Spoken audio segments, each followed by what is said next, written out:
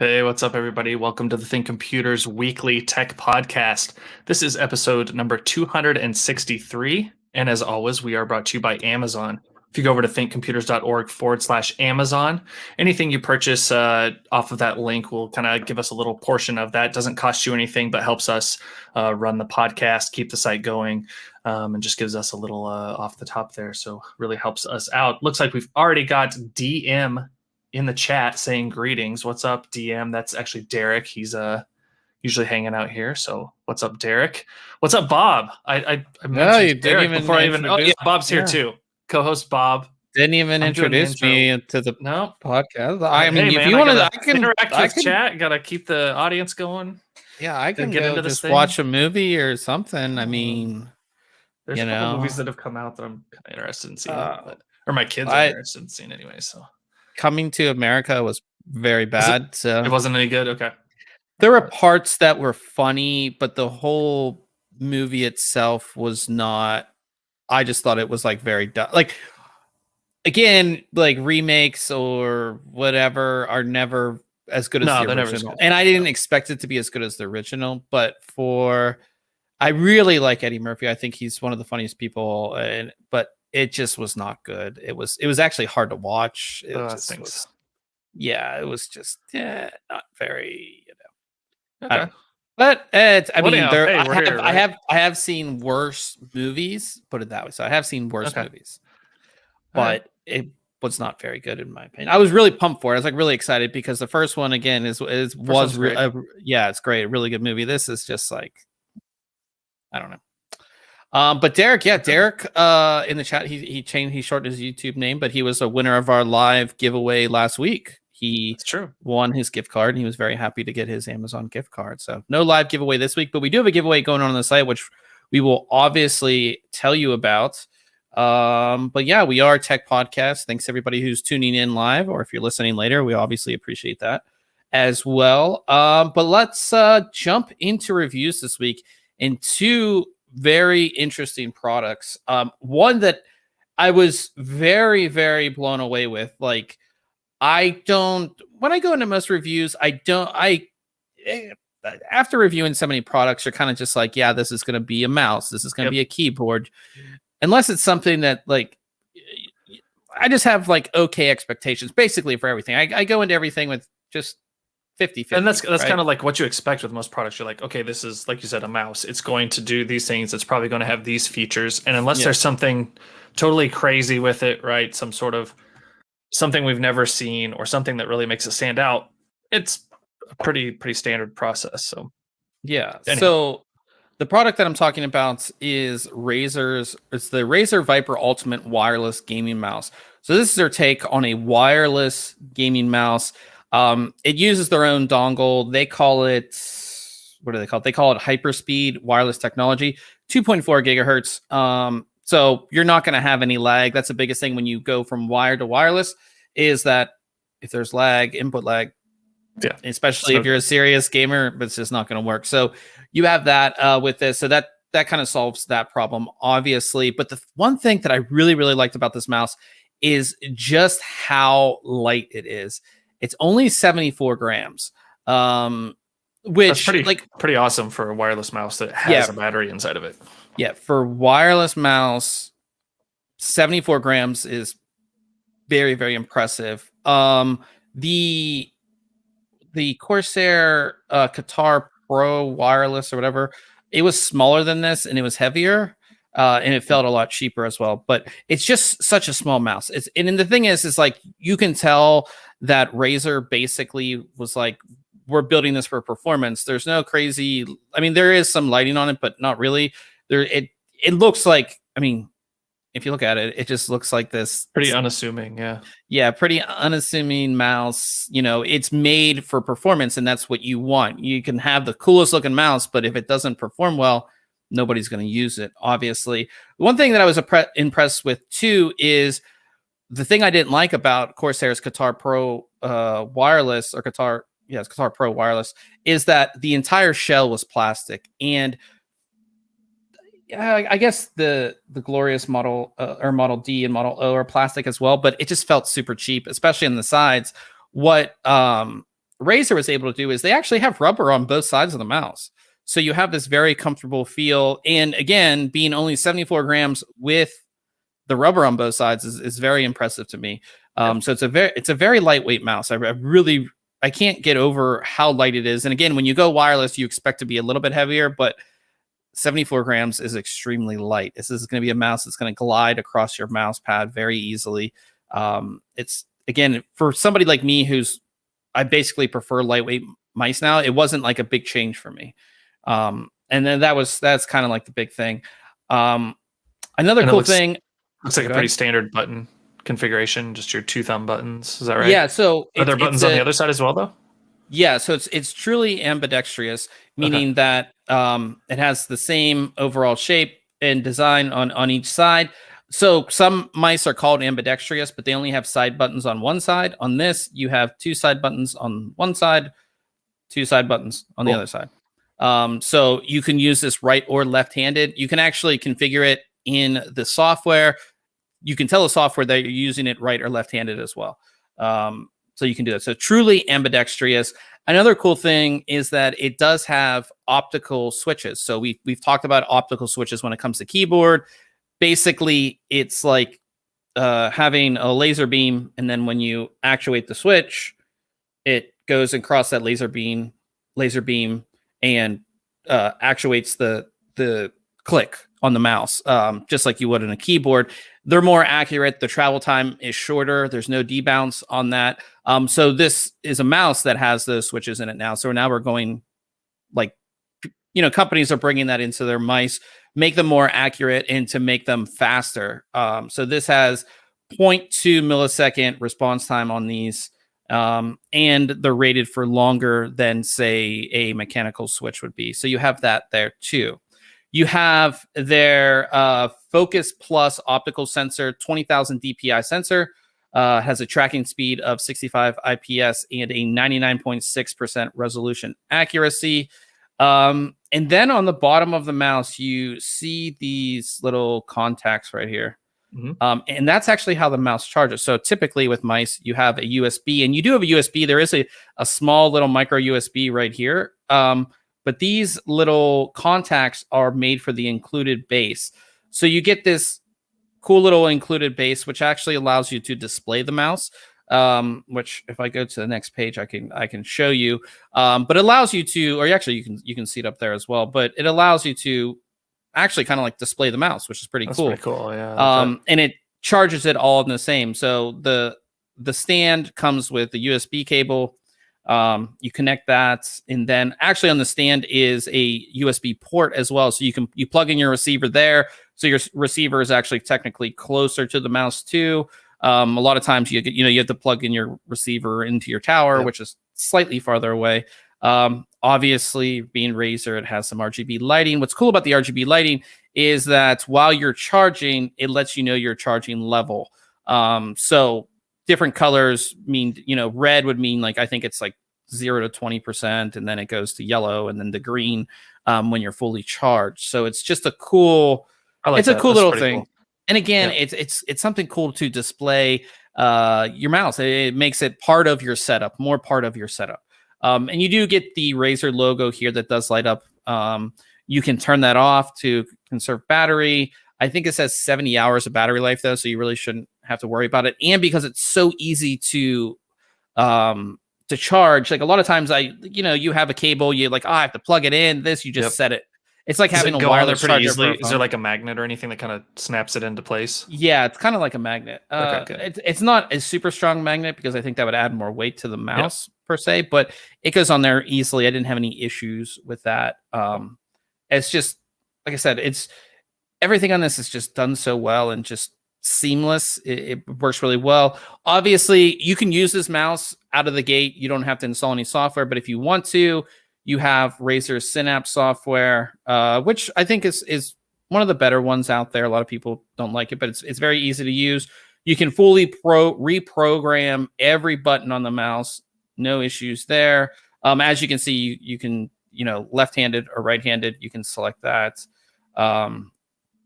With all the buttons, you can do a bunch of different stuff. You can do macros. You can do it does support Razer Hypershift as well, which gives you a whole new set of buttons. Basically, you can do Windows controls, multimedia controls, all that kind of stuff you can do. So it's basically fully programmable. You can there's 5 different DPI levels. You can set them all yourself. If you only want, there's a maximum of 5, but you can actually cut it down to 1 or 3 if you didn't want to scroll through That's a cool a bunch of. Yeah, so you can change that. You can set your brightness and your RGB effects, all that kind of stuff. You can set the timer of when the lighting turns off, and you can set it so when the lighting will turn off when you say you turn your monitor off. It will just turn the lighting of the mouse off as well. It's pretty cool. So yeah, you can obviously calibrate the mouse to your surface, which is something I always recommend. If your software does it, make sure you do that. And then you can set power saving modes and low power modes and all that kind of stuff. Like I said, everything with this mouse just worked perfectly. I like the way it feels. If you are like a serious gamer, this is something that a mouse that I could recommend. It's not often you would recommend a wireless mouse, but it just feels so good. It glides so well. It's very, very comfortable, which I liked. It is, again, very, very light. Everything about this mouse there, I didn't find a single thing wrong with this mouse, which is, it's hard for me to not find something. 10 out of 10, it nice. is, 10 out of 10 and recommended award. It is $129.99, but I do feel that you are getting your money's worth. A lot of times we say products have that Razer tax or that Corsair tax.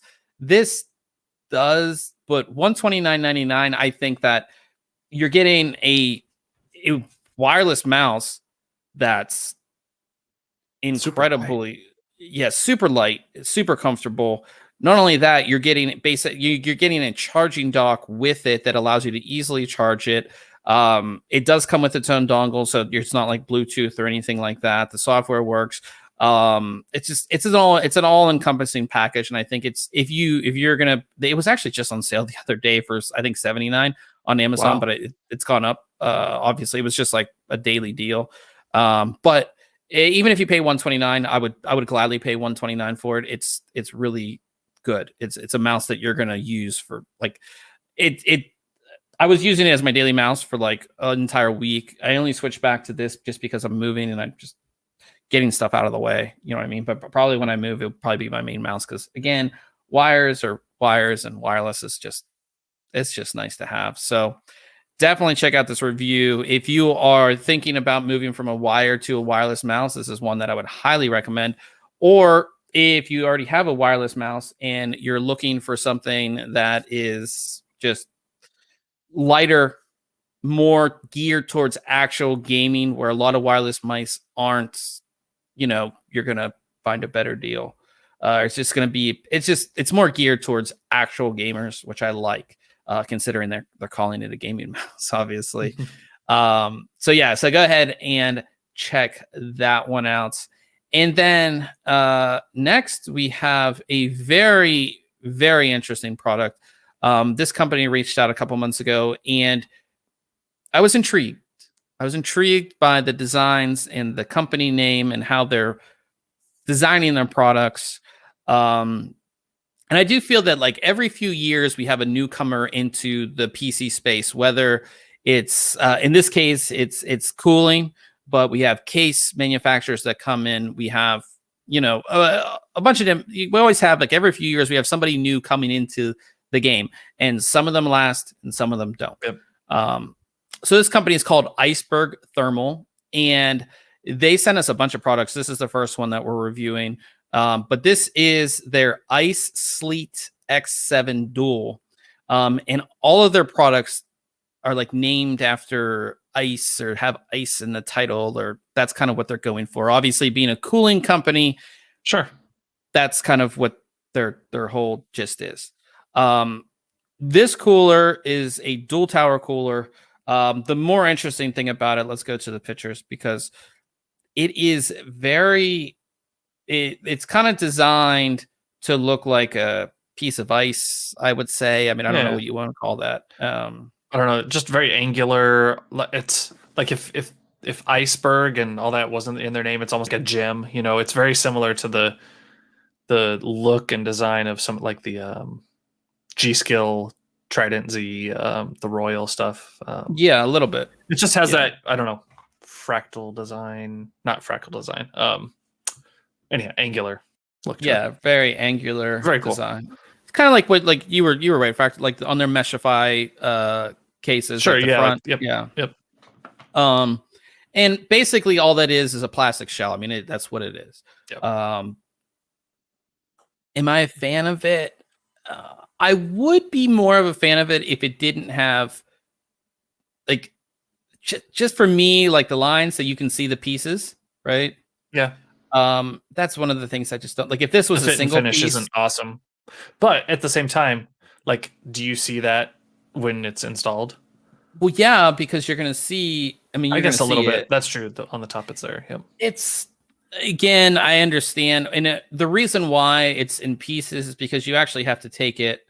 You take the sides off, and then you pull the middle out, and that's the middle fan, and that's actually how you'll go to install this as well.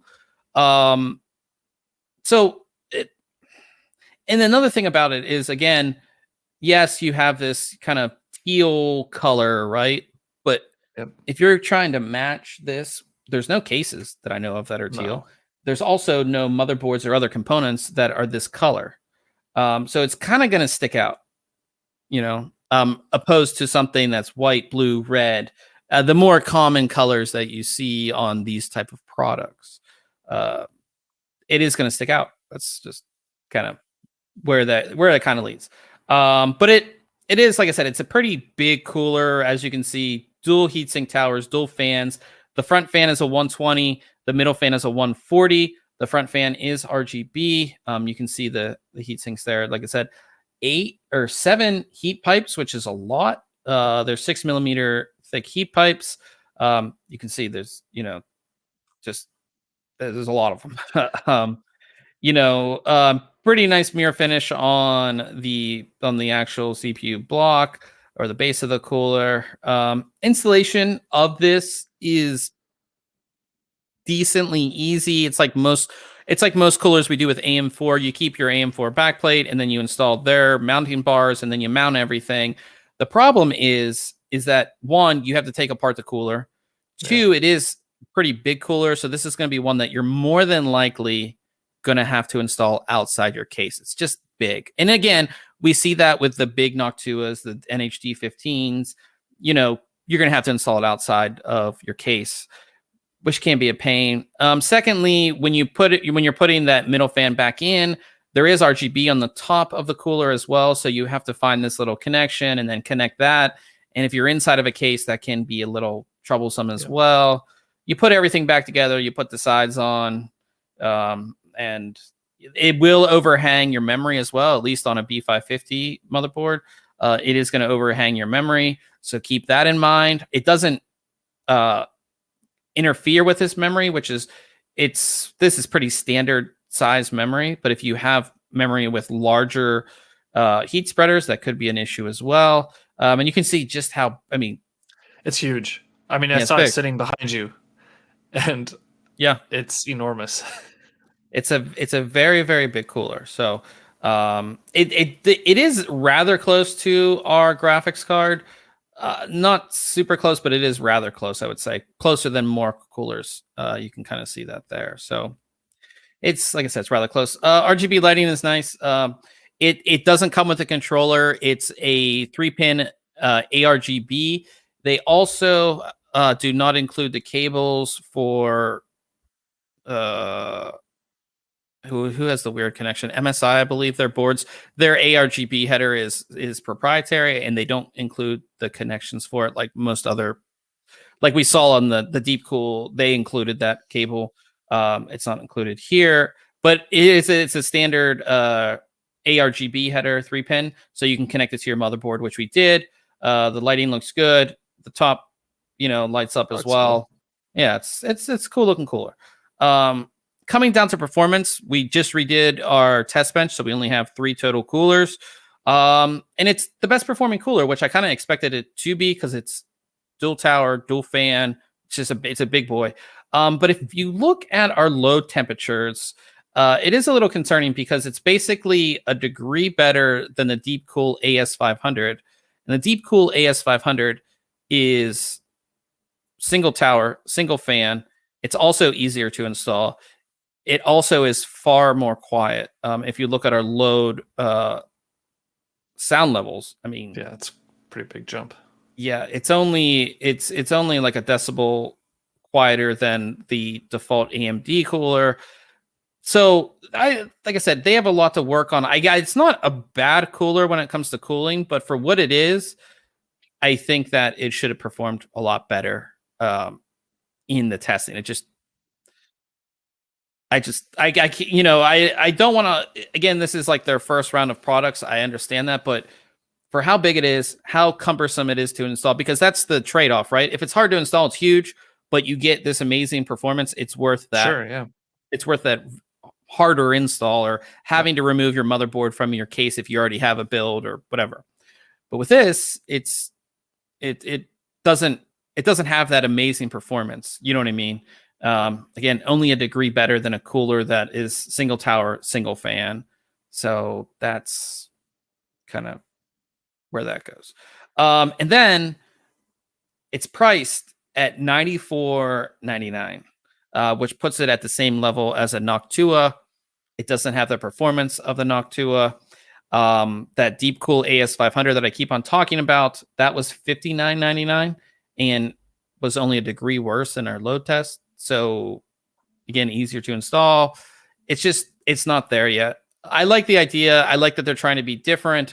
There are a lot of things that I would change. Mainly, again, there's a couple things. One, I'd make this a single piece that you could pull off so you don't have these lines. So you don't have the lines in there. I would also, again, this blue is kind of like the color that they're going for, like with all their products are this blue. How cool would it be if this was like a opaque white, and like then frosted white? Yeah, frosted white, and then you would have the RGB going through it. Yeah, be a lot easier. And again, if that was a single piece, you would just pull the single piece up instead of having two sides and then having to do all that other stuff. Again, it's their first round of products, so I didn't hit them that hard, but I did give them a 7 out of 10 because there are better options that have from names that we like have heard of and have a history too, right? Being news kind of rough and coming in at that higher price point, you gotta hit pretty hard on your performance. And again, it doesn't come. Like we saw with the Deepcool. The Deepcool did come with a RGB controller.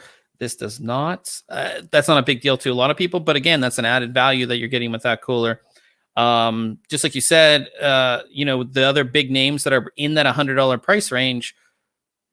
I didn't test this against a Noctua, but I have tested Noctuas, and this is, and again, this is harder to install than the Noctua as well. So like I said, a good first entry, something that's going to catch some attention. It will do well as a cooler. It's just not the best. It's not the quietest. There are better options out there for the price. So that's kind of where I think that's fair. I try to be as fair as I could with this one. And again, I know they're a new company, but you just have better options out there in that price range. So just keep that in mind. But check out the review; it's a cool product. We have another cooler from them. They sent over some of their thermal paste and stuff just to like try, not even to review. So we have some cool stuff from them. So definitely stay tuned for that. But I'm excited for their thermal spreader, their paste thing that they have. Is that what they sent over? They sent that. They sent cool. the little thermal pad deal. I always want to try one of those. I was gonna get one of those to use like for the test benches, but then I heard all the bad reviews that they don't stay in place when you're putting your CPU cooler on and all that stuff. Yeah. Like the thermal grizzly ones I was gonna buy, and then I was reading the reviews and everybody's like, yeah, they don't stay in place. Like it's so annoying. I was like, I just buy a big tub of thermal paste and be done with it. So yeah. Moving over to Case Mod Friday, of course, that's where we feature a build or mod that's been completed in the community. And this one is pretty cool. I love the colors. I would say the colors are Cyberpunk 2077 colors. This one's called RGB over everything. That's the name of the build. It's done in, of course, the new standard when it comes to mods is the Lian Li PC011 Dynamic. This is the XL version. Excellent case. I think like once I get settled in a new place, like I might be buying one of these and doing some type of build. I like the case. I really do. There's something about Lian Li. I love this build. Like everything looks so shiny, and like the tubing and everything just looks so polished in it. It's a very good choice of components. And again, I think the lighting colors make it look really. This is nice not hard to. This is not hard tubing, which is, I don't. Are you sure? Yeah, it is. But if you look at this picture, like look at this picture. Does that? Oh, those just bends. Yeah. Okay. You're not going to get that kind of transparency and reflection. Are you sure? Yeah. Okay. Yeah, I mean, look at the transparency, the reflections. It's just like the colors. I think it's one that caught my attention was just like the colors of this. It was just like they are kind of like the cyberpunky colors, with the yellow and the blue, and it just works. Again, this case is just so good. The fact that there's all the distribution plates from a bunch of manufacturers for it make all the lines look so good. And you can buy the case with the distro plates now. You can, I think there EK made one. Yeah, EK has one, and you can, and almost all the companies actually make distro plates for this case because it's that popular. It's just everything. Yeah, everything about this is just so good. It's so. I wish they would have taken off that leak testing sticker. It's pretty sweet. It's a cool build. So definitely go ahead and check this out. We have a full section of Case Mod Friday builds if you guys want to check them out. They're just on the site. We've been doing it for a very long time. So if you want to see what you can do with PC parts or get some inspiration, go ahead and check that out. And then moving on to giveaways, our weekly Bob's Moving giveaway is still going on. Last week we had the Cooler Master MH630. This week we have a portable SSD. We have the Lexar SL200, which I reviewed a while back. You can't go wrong with portable SSDs. Nope. You just can't. They make life easier. They're insanely hard to break. And once you get one, it's going to go with you everywhere. So it's going to live in your laptop bag, or you're always going to have it with you. I use them daily. I use them as editing drives, actually. So if I have all my Adobe Premiere files on the drive, so I can edit it here. I can edit on my main PC super fast. But then if I'm traveling or I'm somewhere where I have my laptop, I can still have that super fast speed. So yeah, this is super easy to enter, just like all of our contests. Do it through Gleam. You just put your info in here, and there's a bunch of different ways you can enter. If you tweet about the contest, you can enter. If you share it with your friends, I believe you get an entry for every person that you refer. I'm pretty sure that's how that works. But yeah, it's only a week. Like all the moving giveaways, they're all a week. So we're doing this really quick because a lot of stuff to give away. Yeah, I have a lot of stuff to give away, so I'm excited. And just last week, the first batch, the first 4 weeks of stuff I sent out. So everybody's been getting their stuff and they're real pumped. So get your entry in for that. And that brings us to news, and not a whole lot going on, but some sad things and some cool things and some weird things. But first, we'll start with something that makes me upset. Because again, we talked about this with the 3060. Yep. Rumors are that NVIDIA is going to put a hash rate or cryptocurrency mining limiter on their RTX 3080 Ti. As I said when we were talking about our 3060 review, is that I like the idea of NVIDIA doing this for the fact that it frees up cards for people who are not specifically buying the card for mining. It allows more cards to come for miners. But as I don't know what you want to call me, just like if it's mine, I can do whatever I want with it type person. Yeah. I don't like any company telling me I can't. If the card has the power to do something, I don't like the idea of the company telling me that I can't do it. Yep. Right. Yep. The 3080 Ti is, of course, hopefully going to sit in that sweet spot around $1,000. It's going to sit in between the 3080 and 3090. And it's a card that I think a lot of people would want. I still don't, you probably won't be able, just like any NVIDIA card right now, you're not gonna be able to buy it. So I don't know. Like I said, I don't know where you sit on the limiter. I don't like it. Yeah, I'm in the middle because I agree, right? Like if it's mine, I should be able to do essentially what I want with it, as long as whatever I'm doing isn't illegal or what, but at the same time, like, I'm a gamer and a PC enthusiast that wants to use it for its intended purpose and can't do that because, they're impossible to get. So I see both sides. So I think over in general, like, yeah, you should be able to do whatever you want with one if you have them. So yeah, no, I mean, I could see this coming, of course. And yeah, when they're offering their own mining cards coming out, right, of course they're gonna probably implement something here with these cards. And I think that has a lot to do with it as well, right? Because they want those mining cards to actually sell, and that's how they get those to sell instead of miners buying these cards. But I still think miners will buy these cards. As H in the chat, he said, but miners will just mine other coins anyway. And yeah, that's the interesting thing. So at least on the 2060, the hash rate limiter is for Ethereum only. It's not for it. So I even tested it with NiceHash. Like, you can still mine with the 26 or the 3060s. You just can't, it's not going to be effective in Ethereum, but other altcoins and other coins that you can do, it's still pretty effective. So it doesn't really stop that.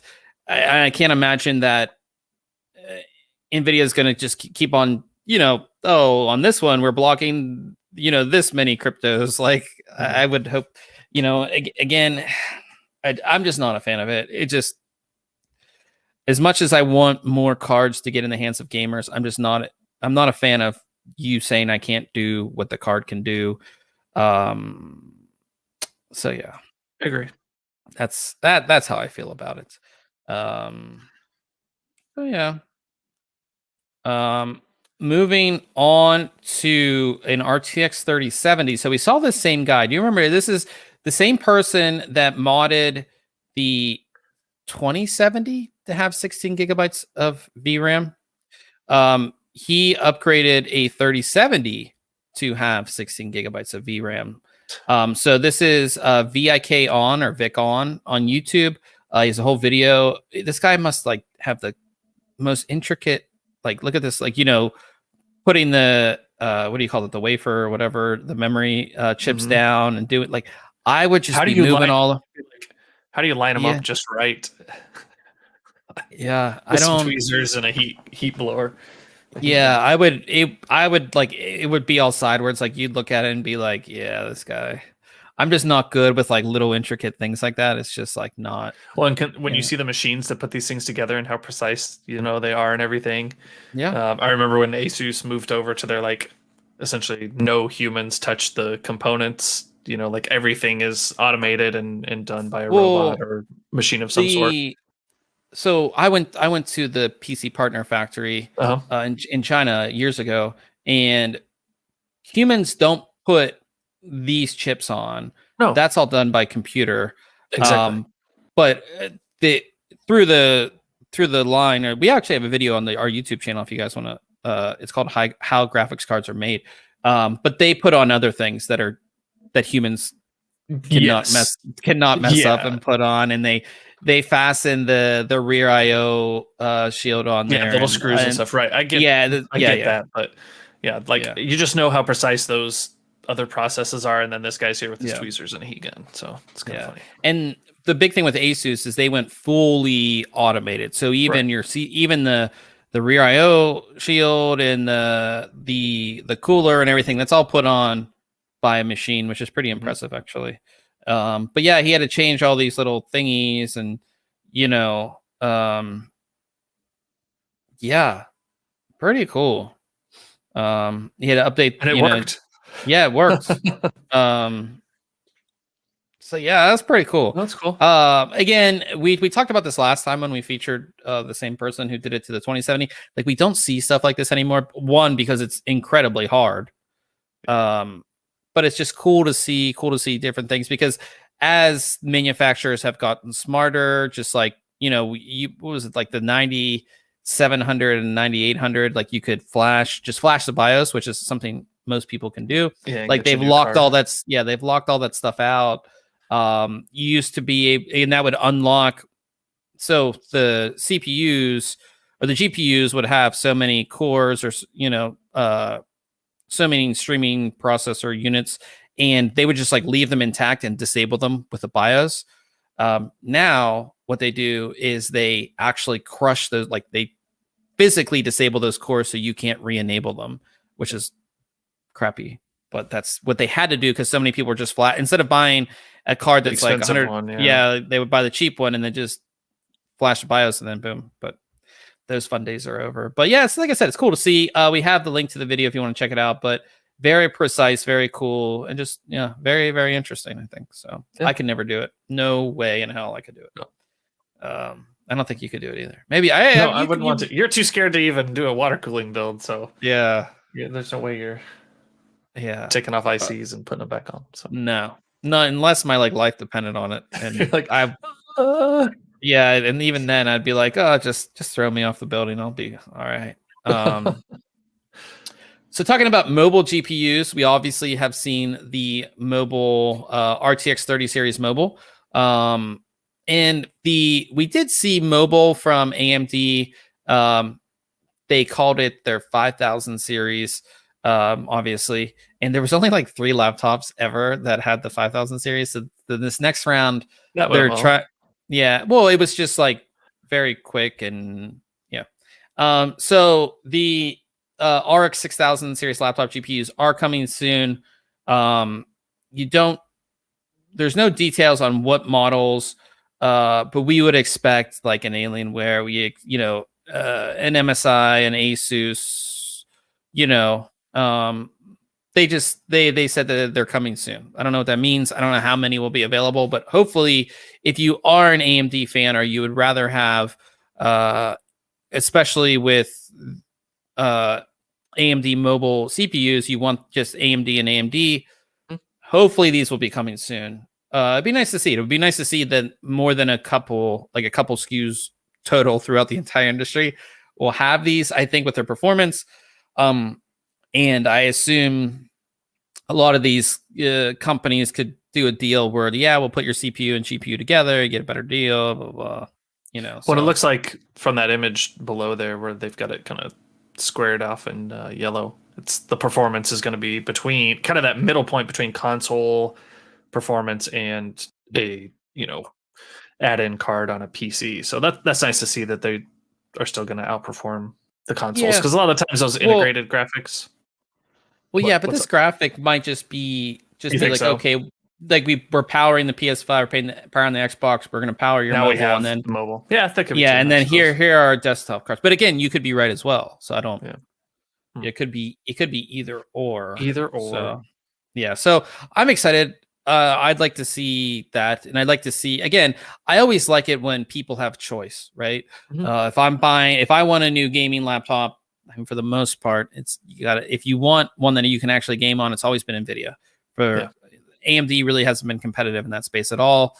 Just like I said, there was only like 3 models total with last gen AMD graphics. So having new, again, go to Best Buy and be like, okay, Alienware, what is it? The Area 51M. Like, okay, here's one that's Intel, NVIDIA, and here's one that's AMD and AMD, or either or whatever. I have the choice. That's always good for me as a consumer. And it makes things competitive. So you can have, their better pricing, or hopefully better pricing. So and it could be like we saw that story with all those RTX 30 laptops used for crypto mining. You could see that with these AMD ones as well. So we'll see if any of those those stories pop up here, and then whenever those come available.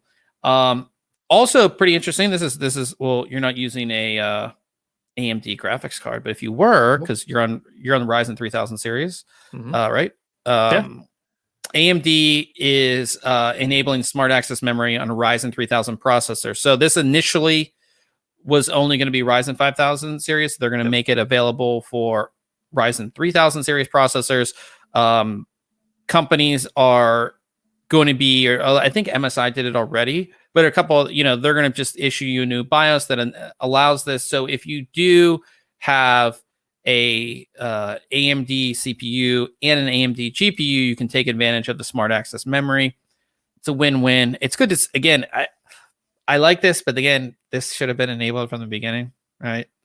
I mean, it's a selling feature, right? So, hey, we're going to limit it to being on our newest stuff, but hey, we've unlocked it now for older stuff. I don't have a problem with this. The feature is specific to PCI Express. That's the feature. The feature is not an AMD, because NVIDIA has the same feature. Right. It's a PCI Express feature. So again, I just like to, there. I like to be a little critical, but again, it's good to see it. We like to see it, and we like to see it down the product stack, right? So if you didn't upgrade to 5000 series from 3000 series, which I don't think you should have, really, I mean, you could have, but you shouldn't have. It's good to see that you'll get this as well. This is one of the things that you only thought you're going to get on 5000 series. Now you're going to get it on 3000 series. So, check your motherboard manufacturer, check with your motherboard manufacturer, see if they have a new BIOS update, install a BIOS update, and you're good to go. Cool. So yeah, that is very cool. What else do we have? Intel Core i9 11900K gaming performance. And this is what we saw. Do you remember when I reviewed the 5000 series from AMD? I said, all you had to do, if you just slotted in a new 5000 series and you got like this jump in performance, right? You got this instant jump in performance in gaming. And that's what AMD really wanted to do with 5000 series. This is an interesting graph that somebody leaked. I assume it's from the press deck. I'll bring it up here. So this is from Intel. I assume this is from like an Intel press deck. Could be wrong, but this is showing a Core i9 11900K versus a Core i9 10900K, and the performance difference, I assume this is just by slotting in a new processor. So like 13% performance on Total War 3 Kingdoms, 9% performance Gears 5, 8% performance in Grid, 14% performance in Microsoft Flight Simulator. That's pretty good. That's a pretty good jump. Yeah. No, I like that. No, I think that'd be pretty sweet. Those are all look like they're 1080p. Yeah, 1080p increases. So yeah, it's just, I'm really interested. I don't know if we're getting one to review, but I'm really interested to see what Intel's doing. This is, hopefully we would think this is their last hurrah into at 14 nanometer, right? But to see what they're able to do, see how closely, and again, they've kind of like, this should be out, right? But we're getting more delays, and not sure why, because all the boards are available. Not available, but they've all been announced that they were announced at CES in January. So maybe again, like this could a lot of this could be software, right? This could be Intel working with the creators of Total War to the game. Yep. Yeah, in a very, very good driver, whatever. We see this a lot. So that could be and that's maybe the time thing that they're doing. I don't know. But again, the time thing could also be COVID. It could also be when's we talked about it last week, but like when these tariffs might get taken away. Like there could be a lot of logistical things too. I could just be not making it up, but it just could be all in my head that's the reason as well. So things we're not privy to affecting. Yeah, so that's kind of exciting. If you were looking for an upgrade, and again, I think most people, if you're on the 10 series, I don't think you're looking to upgrade to the 11 series. No. But if you're back a little bit, possibly could be upgrading. But again, we always talk about if this is the last hurrah on 14 nanometer, or if you go into 10, Or even you go to 12, you go to 10, you go to 7. What's the next? Whatever down? You move to. It's probably going to be a pretty good jump in performance, I would think. Yeah. So what's what? Yeah. We'll see. Hopefully we'll get one into review and we'll let you guys know what the deal is. So yeah, now we have some Apple stories. I know again we're not crazy. It's fine. We're not crazy into Apple. I know most of our listeners are not, but got some info on the Mac Pro. The Mac Pro is the most overpriced PC. Like a full piece. I guess it's the most overpriced. I assume there's like custom built PCs, but sure. This is basically the most overpriced professional PC that you can buy. So new info on the new Mac Pro 2022 edition. One, they're going to have 32, 48, and 64 core versions. I assume these are going to be Apple powered chips. Yeah, I would think so. So the where's this? Yeah, the 32 core model is going to start at $5,499. The 32 core or the 48 core will be basically $12,000. I keep saying $1,200, but no, $12,000. And the 64 core version will be $19,000. Oh wait, yeah, what? Yeah, that's crazy. Yeah, it says. Yeah, no, it's not that. Those are the prices. Okay. If you remember, the highest end I think this is the 2019. The older version, yeah. When did this one come out? 2019, the Cheese Grater? I'm pretty sure it's 2019. Yeah, I think so. Like the most expensive configuration was like $32,000 or something crazy. Yeah. This display was just the stand for this display was $1,000. Yeah, $1,000, and the display was like $1,000. It's so crazy. Yeah. So and then if you wanted wheels for it, they were like $800, I think. Yeah, $700 or $800. Dumbest thing I've ever heard of. Excited. I'm honestly really excited to see if I assume these CPUs are going to be Apple CPUs. Mm-hmm. That's what I'm most interested in because again, I am a fan of the M1 processor. I don't think I'd ever get a Mac or a Mac Pro, but what Apple was able to do with that. One thing I don't really pay attention too much to Apple stuff, but their bread and butter, at least in my opinion, has been with the creative world and Adobe, for example, Photoshop and all these other applications. How has that M1 been performing in applications that Apple doesn't essentially own, like Photoshop and has it been doing pretty well? Or I assume I mean I know a lot of creators that create on Mac and they use Premiere and Photoshop and things like that, so I assume it's good. I assume just the raw performance over the Intel part was justified. Just enough. And with that raw performance, even without optimization, is really good. And I assume because again, Adobe's massive for Mac users and like all users, even Windows users. And I'm sure they worked with them, right? They're gonna work with them. And again, over time, like I mean, I have a Creative Cloud, like my apps get updated all the time. Yeah. So I assume it's pretty good. Yeah, like I'm more interested in like their processors. You know what I mean? Mm-hmm. Because they used Intel Xeon processors before, which again were pretty powerful, but not.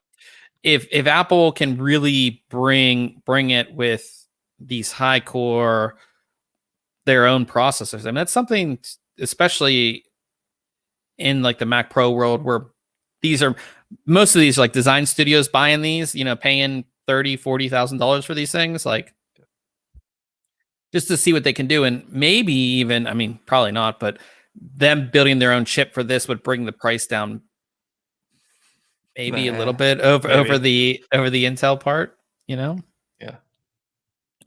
So that's the one Apple story. Secondly, we got two Apple stories. Yeah. Right. Talking about price. So we talked about Apple's AR headset that's supposed to come out in 2022. People were saying, 2,000, 2,500, like what it may be. News story came out that it's going to be around $1,000. I guess that makes more sense. They're the tentative name. Or wait, that AR headset is 2022, and then they have smart glasses apparently that are coming out in 2025. I would like to see another good smart glass implementation. The Google Glass was really cool at the time. It was very breakthrough at the time. Yeah. Did you have them? No, I wanted to. I wanted to get them, but no, I did not. Yeah. Didn't ever pay for it.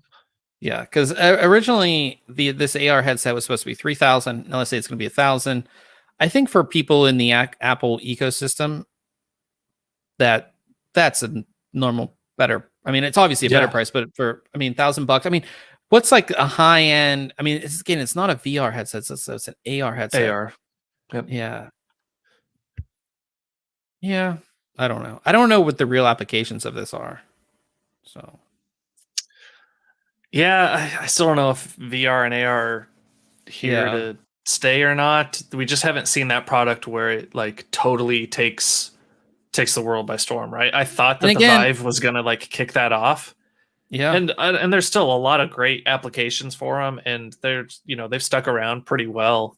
But there's just hasn't been that thing where everybody's like got to get them, right? Like when the Nintendo Wii came out, like everybody had them. They were in everybody's house. Your grandpa and grandma had them, and they could do Wii Fit, and they could bowl and nurse. Like all these retirement places had them. Yeah, they were just everywhere. If there is a company that can do it, Apple. Well, I mean, just think about it. I mean, before the iPhone, there were smartphones. Sure. Yeah. There were tons of smartphones, but nobody bought these smartphones because the user experience was bad. I don't like a Palm Trio or whatever they were. Yeah, and like the setup was hard. If they could make this something that's easier to get into, because again, like I don't know how easy it is to set up a Vive or Oculus. Probably easier now, but it's still a process. It's a process, yeah. For the normal everyday person, right? So if somebody could do it, it would be Apple. But again, Apple's innovation has gone down for a while, per se. So we'll see. But I'm interested to see it. I love new tech, even if it's not tech I'm going to use. I like seeing it. Also, being just like with anything, we talked about those graphics cards as well. Like somebody entering the space, making it more competitive is always better for the consumer. Not only does it affect pricing across the board, but it also makes it so other companies innovate. So hopefully we'll see that. Even though it's like I said, it's not really related to us here at ThinkComputers, but it's cool to see. And if they do have that glass, however that would be, or however that would look, I would be interested in seeing what that's about. It's just cool to have something that you always have on you, and you can, I assume by that time, this 2025, you could see like live whatever, and I don't know. Yeah. We'll be the future. Right. Yeah. So it'll be, we're just going to get those, you just get like a, not an implant, but what do they call it?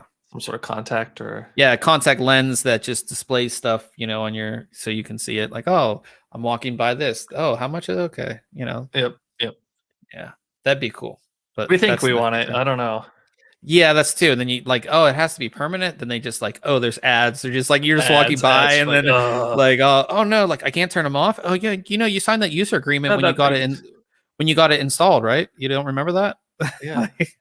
Yeah, I could see that. I could see that being a thing. So, yes. So talking about what we have coming up next week, exciting week.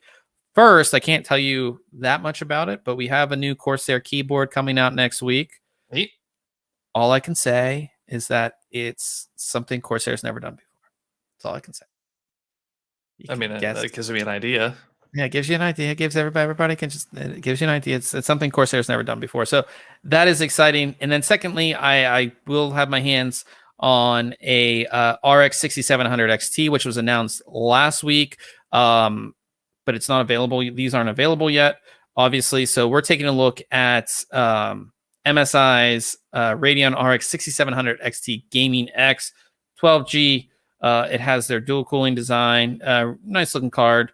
And I think this is their highest end card on their 6700 series as well. So yeah, I'm excited to take a look at both of those products. So as we come here to the end, we always talk about cool things or tech things or anything that we've done lately? Have you watched anything, done anything? Just trying to wrap up this video for this system here. Yeah, we've been highly anticipating it. I know. I'm trying to use my DJI Osmo Action a little bit. I used a little more this last weekend. Nah, that's about it. Just kind of camera stuff. Just farting around. Been too busy otherwise. Yeah, You've been busy. Lots of reviews and lots of reviews coming. Lots of stuff. Move prep. Yeah, I got to start getting ready to pack, which I'm just not. Break all this stuff down behind me. Put it all in boxes. Just the whole 9 yards. It's just going to be a very this next month. So I'm moving technically a month from today is like the day we move. The next month is just going to be very, very busy we have launches. We have other stuff. I have a bunch of videos I've shot, like a bunch of stuff I've shot B-roll for that I have to shoot the A-roll before I leave. And it's going to be crazy. But beyond that, I did like I said, I said I watched Coming to America. Yep. Meh. There's a Notorious B.I.G. new documentary on Netflix. If you're a fan of hip hop, about that. Yeah, that was pretty good. I watched that. I'm still watching the show The 100. Still pretty good. Okay. I think I'm on season maybe. So that's like my the show I watched before I go to bed. I haven't really got into anything else. I've seen there's a bunch of new shows on Netflix. I just haven't had. I just don't want to have the time to get. Like you went to a hockey game this week? Oh yeah. So that's something that's with everything that's going on, like live sports. So on my list of things to do before I left or was going to leave Pittsburgh was I'm a hockey fan. I wanted to see the Penguins play in person, obviously, before I left. That was like number one thing to do. And just this past week they opened, so everything was closed, like hockey games. I'm sure you guys know, like all sports, they're just playing in front of nobody. Here in Pennsylvania or in Pittsburgh, they opened it. I think it was either like 15 or 25% capacity, whatever it was. So I went to the second game. Like they had two, the first game I didn't get, but then my buddy texted me. He's like, "You want to go?" And I was like, "Yeah, I don't care how much tickets are. Let's go." It was fun to be at a live sporting event again. It's something like I think, what is it today, or what was it, like the 1 year anniversary of the first case? Or something, of like the shutdown. And stuff, and all that stuff. It was that's like this week, or when it was this week, or whatever it is. And it's just like, it gave you a somewhat sense of normalcy. I mean, you still had to wear your mask while you were there and all that, but it gave you, and like you were spaced out from people, obviously, because it was, like I said, 10 or 15% capacity or whatever. But it gave you a sense of normalcy. And like, I know that us as computer guys, and I'm sure you must have, you guys listening, it's like you're used to being inside on your computer, but there are times like just getting that sense of normalcy back is like a good thing. So it was a lot of fun. And the Penguins lost, but it was still a good game to watch, and it was like I said, it was fun. So cool. Maybe I'm gonna possibly try to go to one more before I leave, but we'll see. We shall see. So just how busy I am and everything like that. But we are, of course, going to jump over to Twitch. Twitch.tv/ThinkComputers. Ryan will get the stream up here shortly, and we'll be playing some Apex. Ryan said there's some new thing, map changes. So I haven't really looked into it too much.